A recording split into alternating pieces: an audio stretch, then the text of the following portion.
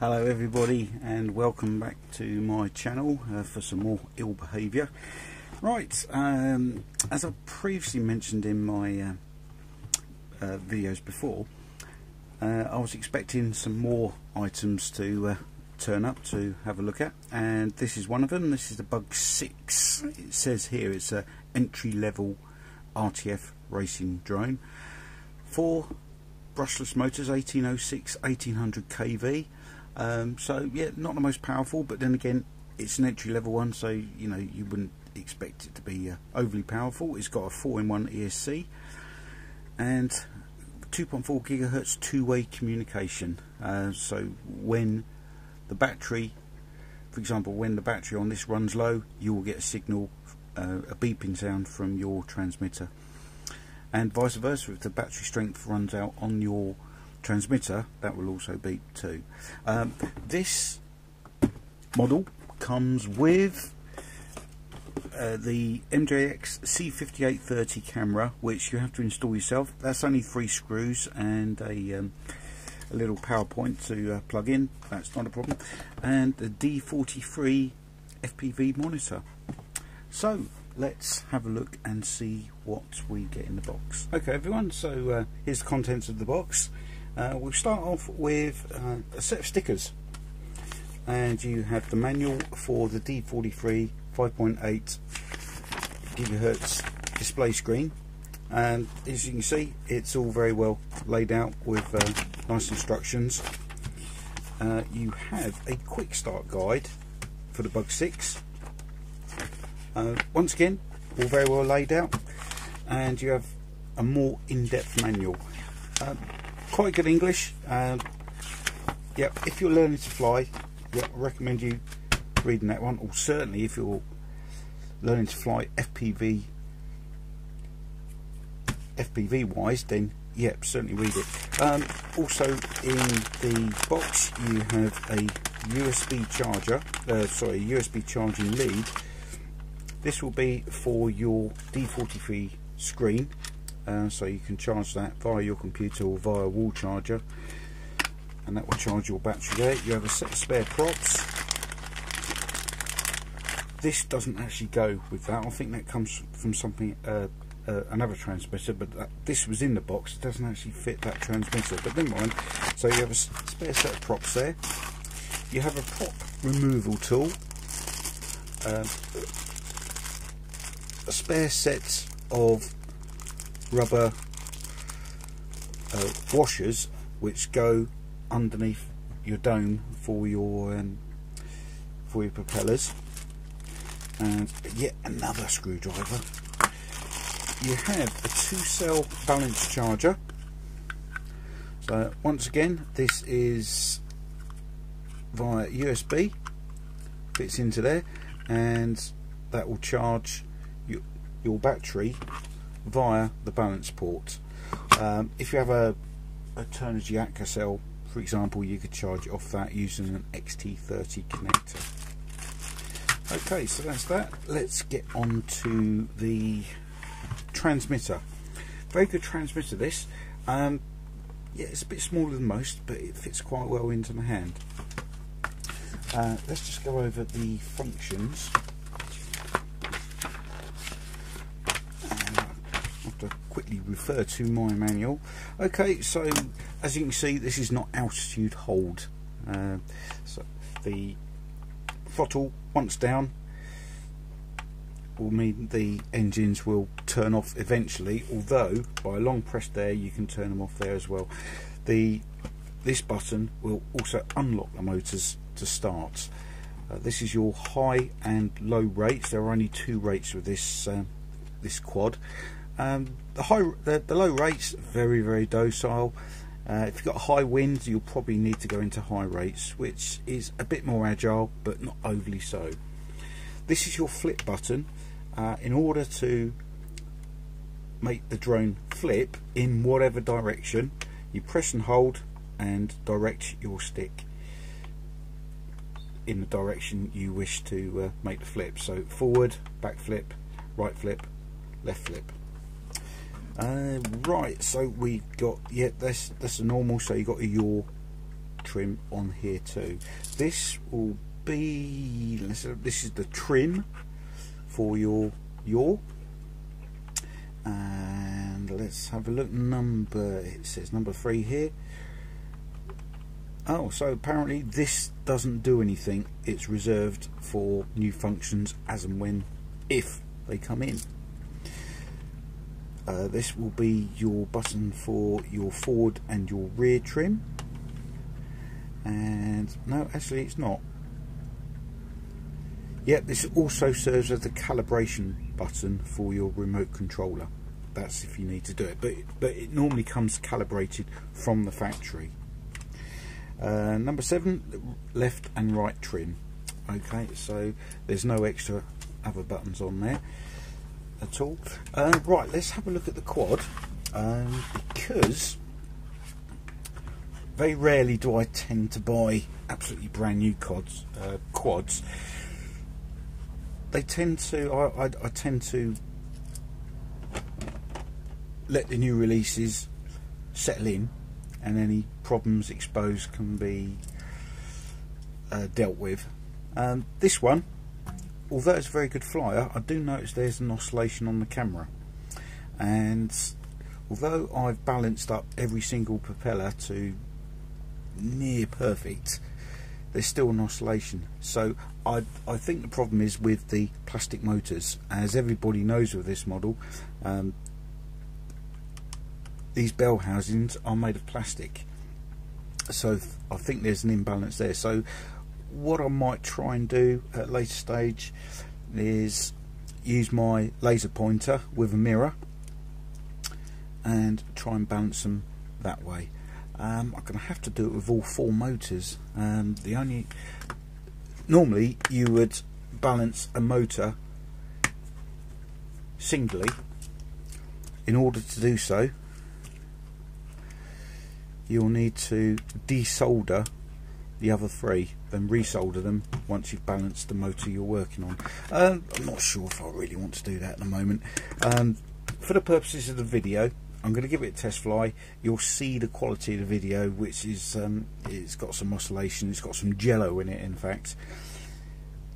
Apart from that, it's a very, very good flyer. And so what we'll do, we'll take it down a field and we'll try it out, and at least I can show you my thoughts on it. But once again, with all my videos, other people have done much better and much more in-depth videos on these machines before. The model I got came with 2 batteries.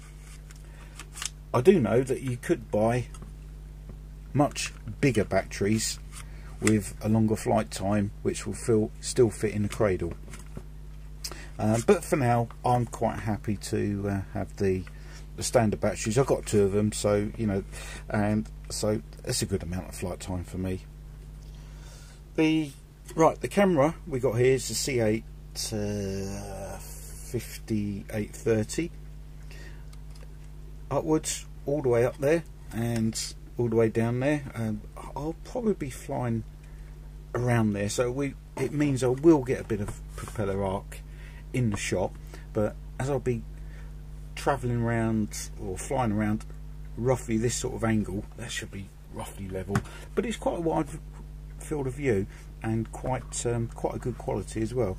What we'll do is, if I just put that there as a reference point, and I'll put the camera there, I'll switch the transmitter on,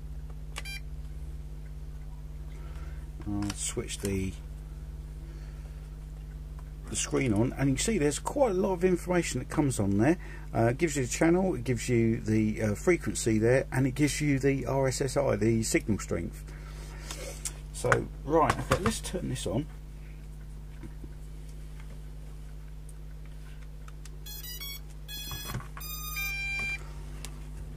And you see and you can see there that there's a nice crystal clear image coming through already. So to calibrate, you take the both sticks and it's down and to the right, and I don't know if you can see there that the rear lights have just flashed for a couple of seconds, telling you that it's calibrated. We'll do that again.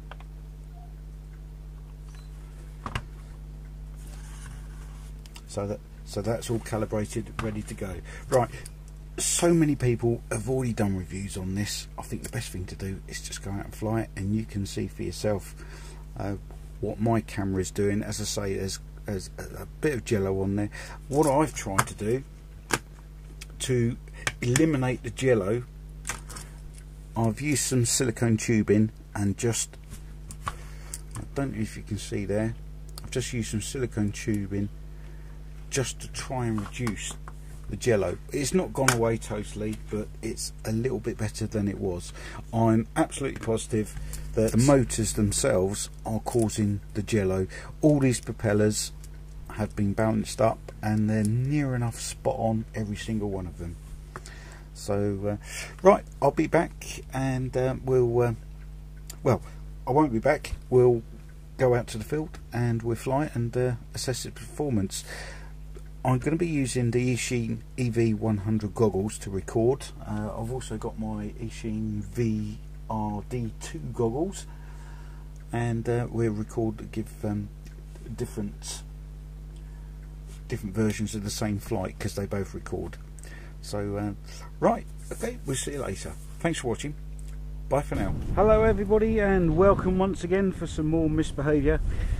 Okay, I've very recently reviewed the Bug 6, or taken it out of its packet back at home, and again I'm up at the flying field because the local farmers field where I fly has been blocked off for some development work, I believe. So what we do, we'll take this out for a quick line of sight test first.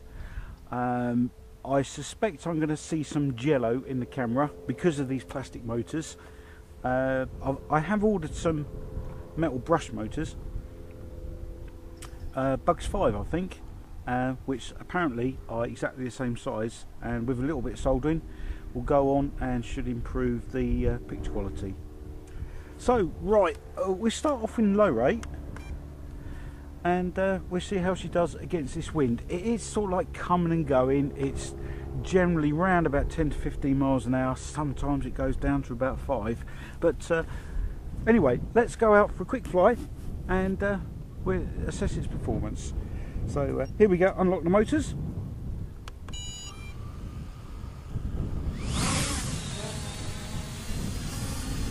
And I don't know if you can see there, there's a little bit of oscillation there in the motors.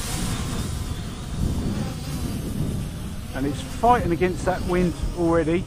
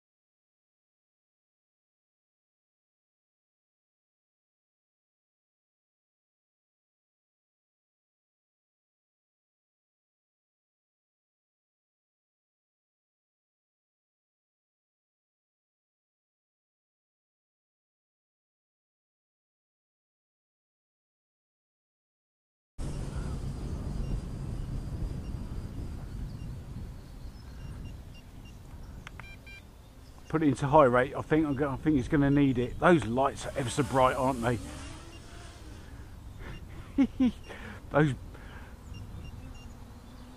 those lights are lovely and bright.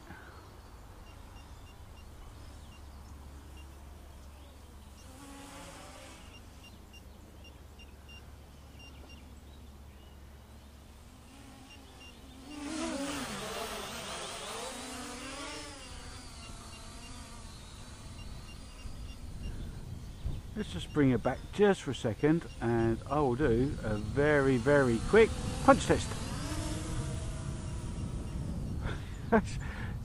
It's not too bad, is it? Not stratospheric.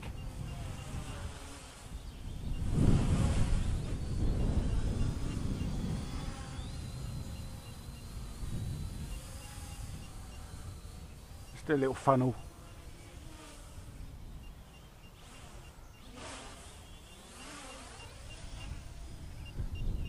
Bit more of a funnel than I'd really want, but there we go.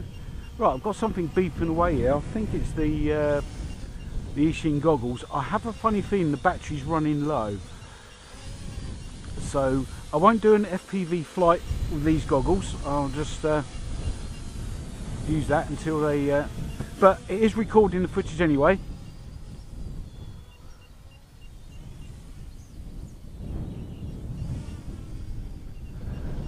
Ah, that's what I was going to show you. Yes, flips. So, right, in order to get this to flip, you press and hold down on this button here and just flip this stick in whatever direction you would like it to flip. So press and hold, it will go forward. Oh, look at that.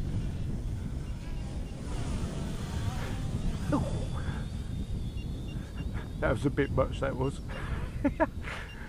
Right, let's do a left flip and a right flip, and there we do a back flip. There we go, it did it. So yeah, all in all, I think this is another wonderful little machine. I don't think it's as smooth as the Ishin 2 Mini, but nevertheless it's a very, very good little machine. The good thing is spares are available for it. It's lots and lots of spares. You only need to go on websites like Banggood to see that this whole model is still available as spares.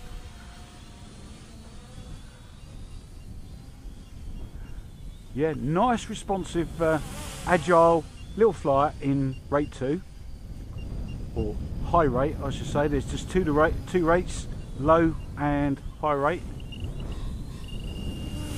and those are my FPV screen. Right, let's just turn those off. There we go. Yes. What can you say about all these new models now? Let's just get the battery out there. And we'll turn the screen off and turn the transmitter off. Yes, this is another fantastic little model. Its only downside, as far as I can see, are the plastic motors, or the plastic motor housings. They're slightly warm to the touch, but nothing more than that. Given that they're air cooled, yeah, they're not too bad. I'm surprised they went for plastic in the first place, but I know some people have made some alterations. For instance, they've had this 5.8 gig aerial rerouted underneath the top cover here and had it poking out here outside the propeller arc, of course. I don't really see the need to do it because I'm surprised at how good the reception is at distance between this little quadcopter and this tiny little screen. The only thing that's letting this screen down is a lack of DVR, but other than that, this is a wonderful wonderful little introduction, just like the EX2 Mini.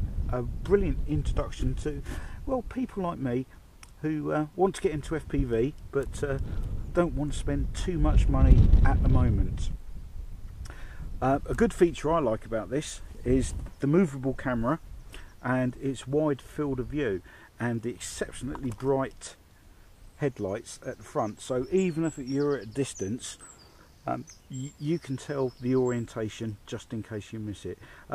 It's just unfortunate that the battery on my Ishin goggles has died. It didn't seem to last too long. Nevertheless, whilst they were working with the other models I was flying, the quality was very good. You'd soon detect a problem with these. As soon as the battery starts getting anywhere near low, the quality of the FPV signal starts degrading. But anyway, I hope you enjoyed this little review of the MJX Bugs 6.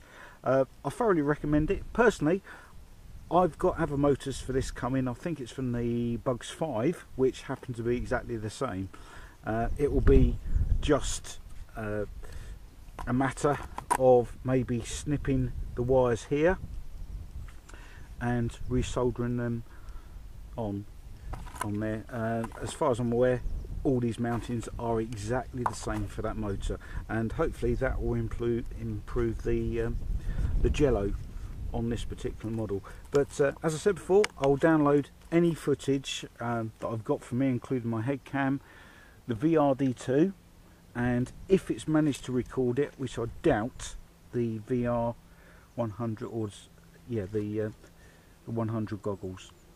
Once again, thank you very much indeed for joining me on my channel, and we'll see you again shortly. Cheerio for now. Bye.